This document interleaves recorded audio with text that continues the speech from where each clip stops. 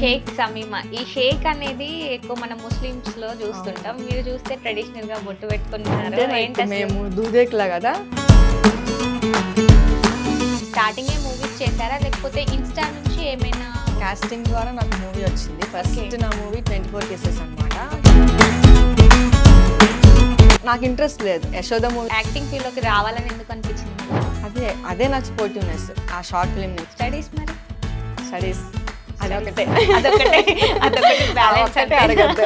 కానీ ఆ ఒక్కటే మాకు కావాలి కదా. సో ఎక్కువ ఇండస్ట్రీలోనే ఉంటుంది అని బయట జనాలు ఎక్కడైనా ఉంటది. అది మైండ్ సెట్ ఒక అబ్బాయిది. ఇది బోల్డ్ క్యారెక్టర్ అందులో చేస్తారా?